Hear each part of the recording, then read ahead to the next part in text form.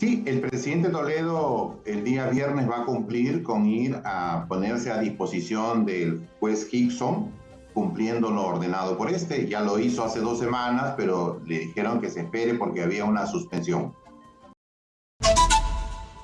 Buenas noches y bienvenido a Exitosa. Muy buenas noches, señorita Katiuska y señor Paredes. ¿Qué tal, doctor Su? Buenas noches.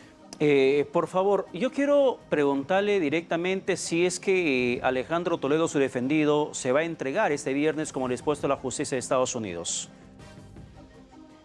Sí, el presidente Toledo el día viernes va a cumplir con ir a ponerse a disposición del juez Hickson, cumpliendo lo ordenado por este. Ya lo hizo hace 2 semanas, pero le dijeron que se espere porque había una suspensión.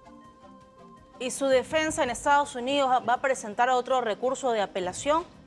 ¿Ya lo presentó? ¿Sí? Ya no hay recursos contra esta decisión. Esta es una decisión de última instancia. El recurso extraordinario que lograron ellos por 14 días, se vence el plazo el viernes. No ha habido una decisión favorable, por lo tanto, ya no tienen ellos otro mecanismo procesal para plantear una impugnación o retraso. Claro, pero ¿cuál es el mecanismo que se va a seguir a raíz de esa decisión de la justicia en Estados Unidos, doctor Su? ¿Qué es lo que va a venir luego de que Alejandro Toledo se entregue allí en ese país?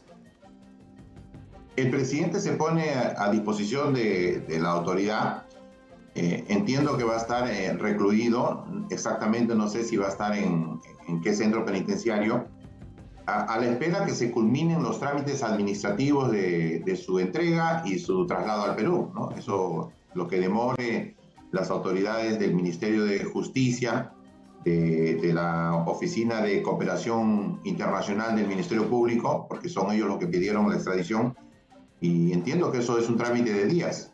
Ya, o sea, no es que inmediatamente, según lo que conoce usted, inmediatamente que Alejandro Toledo se entrega a la justicia de Estados Unidos, ese mismo día estaría viniendo para el país, sino que estaría aún tras las rejas allí en ese país por unos días más. Sí, es un trámite que puede demorar 2, 3, 4 días, depende de las autoridades, ¿no? Y recuerde que hay un fin de semana, dentro de 2 días, ya estamos sábado, no sé si van a habilitar fecha para que puedan hacer algunas gestiones en esos días. Usted es su defensa legal aquí en nuestro país y que en Estados Unidos él tendría otros abogados. ¿Usted ha hablado con él sobre la posibilidad de colaborar con la justicia aquí en el Perú para reducir quizás su pena?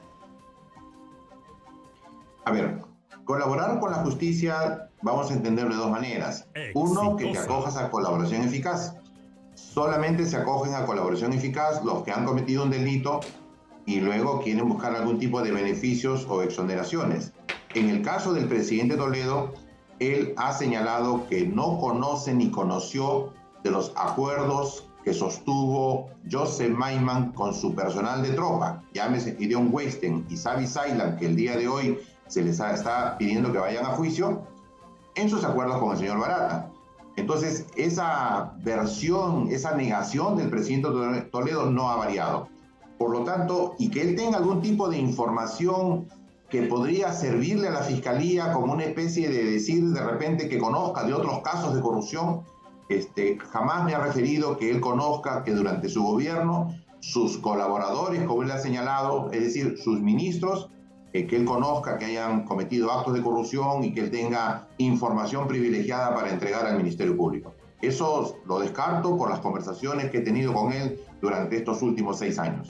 Claro, es que para muchos era una posibilidad de que Alejandro Toledo pueda someterse a esta figura de colaboración o básicamente aceptar el delito que se le viene imputando, como el haber pedido coima por más de 30 millones de dólares a la empresa Odebrecht y a otras más que ejecutaron una obra de infraestructura aquí en el país. Claro, lo que pasa es que la versión de Barata, que le pidieron 35 millones para Toledo, y la versión de Maiman, que yo recibí el dinero porque Toledo me dijo que lo reciba, porque era para él. Esas 2 versiones son las que son de dominio público, son las que ustedes conocen, son las que se han comentado, pero lo que no se ha comentado es que el Perú tiene la información del secreto bancario y se ha podido reconstruir la ruta del dinero, es decir, cada dólar de soborno que Odebrecht le ha pagado al señor Maiman ha sido plenamente identificado y resulta que ese dinero no fue a los bolsillos del señor Toledo ni de ninguna persona en el entorno del señor Toledo, sino que ese dinero terminó en las manos del señor Maiman, de los familiares del señor Maiman y de los socios cómplices del señor Maiman. Entonces, eso se va a discutir y se va a conocer en juicio.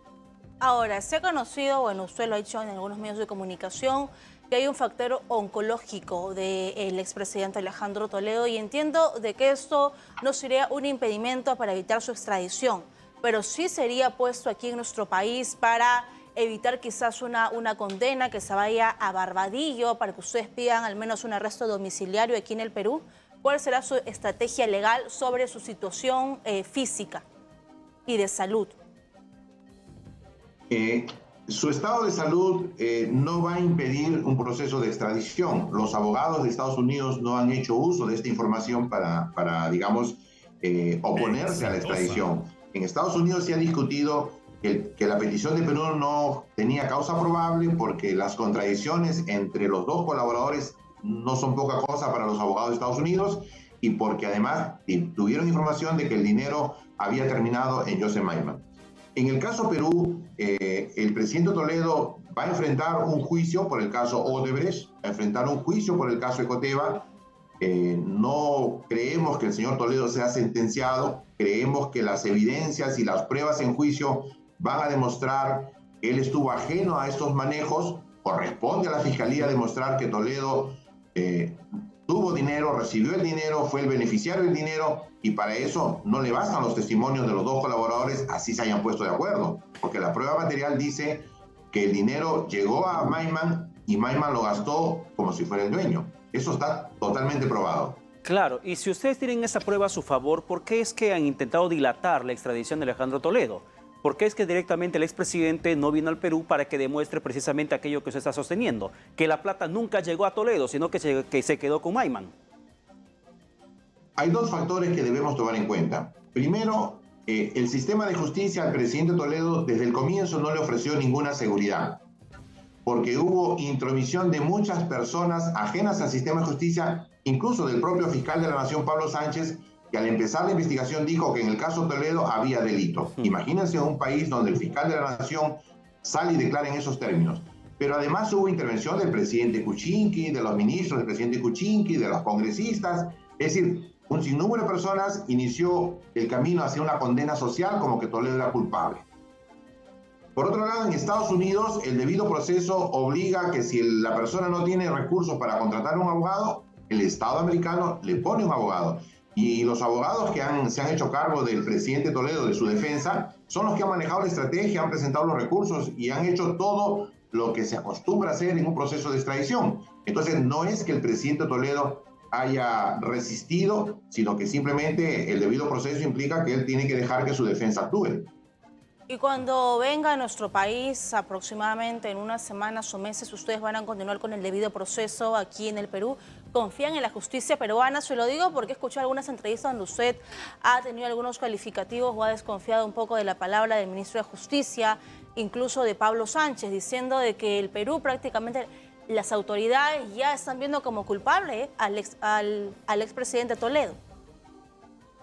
Pero si este es un Estado de Derecho, si vivimos en un Estado de Derecho, ¿cómo se explica que el ministro de Justicia y Derechos Humanos de este régimen salga el 6 de abril a los medios de comunicación y como si fuese una victoria del régimen de Dina Boluarte, que debería estar preocupado el ministro por los muertos que se han dado durante las revueltas y los reclamos contra este régimen, diga que el señor Toledo es un delincuente? Él dice, Toledo está calificado como un delincuente. Delincuente es la persona contra la que ya existe una sentencia firme, contra la que ya no hay recurso. Y dice que el presidente Toledo ha cometido delitos y hay sólidas pruebas. Las pruebas no surgen en una investigación preparatoria, son elementos de convicción. Las pruebas surgen de un juicio. Y el señor Toledo todavía no enfrenta un juicio. Entonces, esta irresponsabilidad de este ministro de Justicia, ¿cómo no nos va a hacer dudar? ¿Y cómo no nos va a hacer pensar que de repente los procesos se van a simplificar, va a haber una obstrucción a la defensa y finalmente se convierte en una formalidad el juicio porque ya hay una sentencia proyectada? Sí, claro, le preocupa al presidente Toledo porque no ofrece garantías y hay muchos magistrados que han emitido opiniones. tenemos el caso Ecoteva y ustedes lo conocen. La semana pasada se ha iniciado el caso Ecoteva y hemos tenido que pedirle a la sala que anule las investigaciones y el proceso contra Eva Fernemu, porque resulta que la sala no le notificó a la señora que era acusada. Se olvidaron. El Estado le puso una abogada pública, una defensora pública, y también se olvidaron de notificarle que era acusada. O sea, y estos jueces que no notificaron a una anciana de 95 años son los jueces que van a juzgar a Toledo. Evidentemente sí nos causa preocupación y lo decimos con toda razón. Ya, doctor Su, sin embargo, usted sostiene que la plata nunca llegó a Toledo, que la plata se quedó con Maiman, pero la pregunta también obligadamente que tenemos que hacerle es si Toledo pidió esa plata. Porque recuerdo usted lo que dijo Jorge Barata en su oportunidad, sosteniendo que era Toledo que telefónicamente le pedía que le pague lo que le debe de la coima que le había solicitado. ¿Toledo pidió la plata? ¿Pidió la coima? A ver, los testimonios del señor Barata son eso, son testimonios. No es la palabra de una persona de credibilidad, pero aún así un testimonio tiene que ser corroborado, ¿no? El señor Barata dijo, me pidieron 35 millones y pagamos 20. ¿Cuándo dijo eso? El 21 de noviembre del año 2016. Y el año 2019, cuando ya había llegado la información de Suiza y el banco suizo decía, no han pagado 20, han pagado 31 millones, le preguntamos, señor Barata, ¿cuánto han pagado? Y dice, hemos pagado 31 porque hemos revisado bien y resulta que había unos recibos que no habían contabilizado. Ese es Barata. Ese es Barata. Una persona que ha cobrado 8 millones de dólares a su empresa para declarar como le conviene a la empresa. Entonces, el testimonio de Barata va a tener que ser confrontado en juicio. Lamentablemente nos hemos enterado por ustedes los medios que resulta que los brasileños ya no van a venir al Perú a las diligencias de juicio oral, sino que van a declarar directamente en sus países. Eso va a afectar la defensa, pero definitivamente la palabra del señor Barata no es título suficiente para creer que lo que él dice es verdad. A ver, explíquenos un poco cuál sería el proceso el día viernes a las 11 de la mañana cuando se entregue, como usted dice, su defendido. Alejandro Toledo estaría en cuánto tiempo en nuestro país, y cuando llegue sería derivado a su casa, se iría a una cárcel. ¿Cuál es el procedimiento legal? El procedimiento legal es que se pone a disposición de las autoridades americanas. Las autoridades peruanas tienen que ir ante las autoridades americanas, tienen que hacer los trámites, supongo que son sumarios, para solicitar la entrega, y luego tienen que buscar el medio de transporte. Depende de ellos si lo van a traer en un avión privado, en un avión particular, no lo sé. Una vez que llega al Perú, el INPE se hace cargo de la custodia y en ese momento se tienen que tomar las decisiones, pero ese es el trámite, ¿no? ¿Y cuánto demora eso? Puede demorar 3 días, 5 días, 7 días, eso depende de las autoridades, no depende del presidente Toledo. ¿Y es posible que vaya para Barbadillo entonces si el INPE se va a hacer cargo de la custodia de Alejandro Toledo? Es que, de acuerdo a la ley peruana, el INPE es el que custodia a todos, salvo que tengan otro tipo de detenciones, ¿no? Domiciliarias, pero si va a un penal es el INPE. Claro, pero también hablando de contradicciones, como usted mencionó un poco sobre lo que dijo Jorge Barata, de dichos de un año para otro que terminan variando según la postura que tienen ustedes, Alejandro Toledo también ha cambiado de postura respecto a cómo se consiguió la plata en el caso Ecoteva. Porque por un momento, por ejemplo, él ha sostenido ante la Fiscalía y sostuvo públicamente que la plata de Ecoteva provino de los ahorros, el esfuerzo económico de su suegra, la señora Fernenbuch, pero también luego señaló que ella ha sido indemnizada como víctima del Holocausto y de allí salió la plata para el caso Ecoteva. O sea, en el tema de contradicciones, Alejandro Toledo también no tuvo una ni dos, tuvo varias contradicciones. A ver, esa versión que usted ha manifestado es una versión periodística. Es cierto que hubo una declaración de él a los medios de comunicación, pero su declaración ante la Fiscalía desde el primer momento fue lo que sostengo yo, que el dinero de Ecoteva es el dinero de Maiman, etcétera, etcétera. Esa versión que usted dice es una versión que él declara a los medios. Ahora, que la señora Eva Fernenbuch era una persona que no tenía el dinero que decía el señor Toledo. Bueno, les comento, y tal vez ya saben ustedes como periodistas, el Ministerio Público pidió la incautación de 1.900.000 euros que la señora Eva Fernenbuch tenía en un banco de Luxemburgo. La Fiscalía considera que ese dinero es producto de la corrupción, producto de los acuerdos de Toledo con los brasileños, pero primero debo decir que el dinero que pagaron los brasileños ya está identificado. Exitosa. Pero además ese dinero lo tiene la señora Fernandes desde el año 86. El banco ha dado reportes de existencia de ese dinero antes que el señor Toledo sea presidente de la República.